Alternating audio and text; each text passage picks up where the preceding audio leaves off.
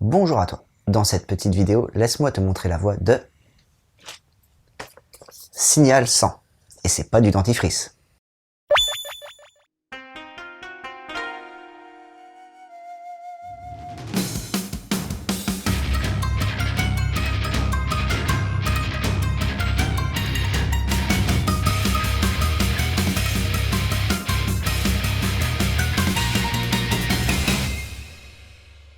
Partons à la rencontre de Monsieur Shimobe, un professeur tout ce qu'il y a de plus normal. Enfin, normal, pas tout à fait. Il est professeur d'une classe où les résultats sont en chute libre et où le comportement des élèves laisse plus qu'à désirer. Ah, et aussi, pour couronner le tout, Monsieur Shimobe en est le souffre-douleur et se fait même appeler l'Arbin. C'est pour dire toute l'estime qu'ils ont pour lui. Un jour, pour être sûr que ses élèves viennent à son cours, il va leur faire miroiter une prime de 10 000 yens, soit 85 € à tout élève qui se présentera lors de son cours de demain. Les étudiants, se laissant berner par leur cupidité, viennent à ce cours, mais, surprise, le professeur n'est pas là.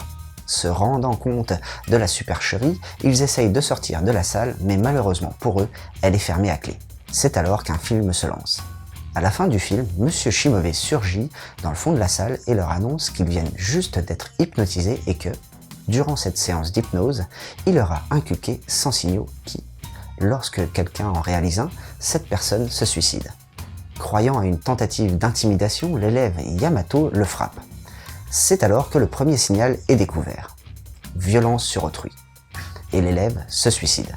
Ils n'ont alors pas le temps de retenir leur professeur pour qu'il les désenvoûte que ce dernier se jette par la fenêtre en leur annonçant que la seule façon de se défaire de cette hypnose est qu'ils s'entretuent tous pour qu'il n'en reste plus qu'un. Le début de l'angoisse, où chaque geste peut mener à une mort certaine, ne fait que commencer.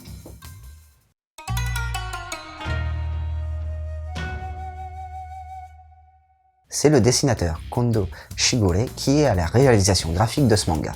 Et, si mes renseignements sont bons, c'est son premier manga qui est publié. Pour une première réalisation, je t'avoue être agréablement surpris par le trait. Il a su intégrer une finesse et une simplicité dans le dessin qui lui permettent, avec un minimum de détails, de faire ressortir un maximum les émotions de ses personnages. De plus, les scènes d'hypnose sont tout bonnement psychédéliques à souhait et m'ont fait penser au dessin de Suzuki Sanami, autrice de La petite fille aux allumettes, entre autres. Les arrière-plans, quant à eux, sont assez simples et peu présents. D'un côté, l'action se déroulant dans le lycée, cela aurait été redondant de voir continuellement le même arrière-plan. Pour ce qui est du Nemu, il reste assez classique tout au long de la narration, avec cependant une belle déstructuration lors de la phase d'hypnose, ce qui accentue encore plus le côté psyché de la scène. Sur la jaquette, le personnage de Rena bénéficie d'un vernissage sélectif ainsi que le titre, ce qui ravive les couleurs et permet de créer un effet de vide avec l'arrière-plan rendant la scène encore plus flippante.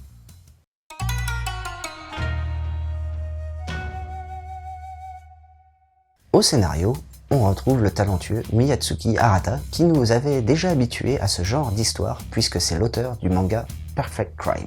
On part donc un peu sur la même lignée avec ce titre qui, comme dans Perfect Crime, suggère au personnage de mourir. Alors après, étant un fan de manga survivaliste horror, je m'attendais à un énième manga sur le thème sans grande nouveauté. Et je t'avoue avoir été surpris dans le bon sens du terme. Bon, je t'explique pourquoi. Comme dans tout scénario, on reste surtout sur un grand classique à la Highlander où il ne doit en rester plus qu'un. Mais, à l'inverse des scénarios habituels, les élèves ne devront pas réaliser les actions et en plus, ils ne connaissent presque aucun signal déclencheur.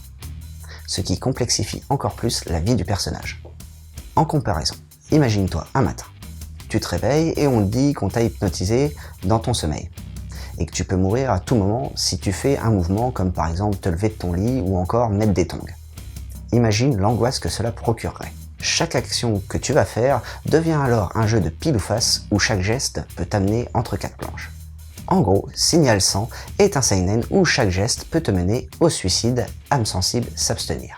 Pour accompagner ce manga, je vais te proposer un grand classique du genre survivaliste, Battle Royale de Takami Kojun, où une classe va devoir s'entretuer.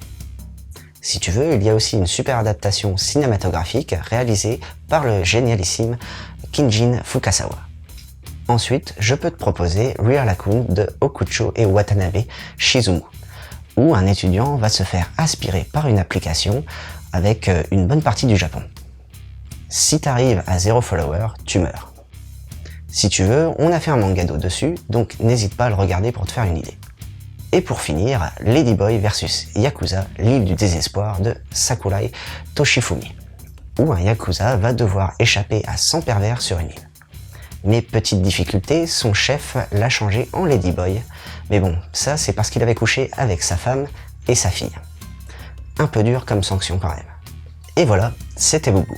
J'espère que cette petite chronique t'aura plu et surtout donné l'envie de lire Signal 100. Allez, sur ce, je retourne apprendre l'hypnose et surtout, n'oublie pas de suivre la voie du manga.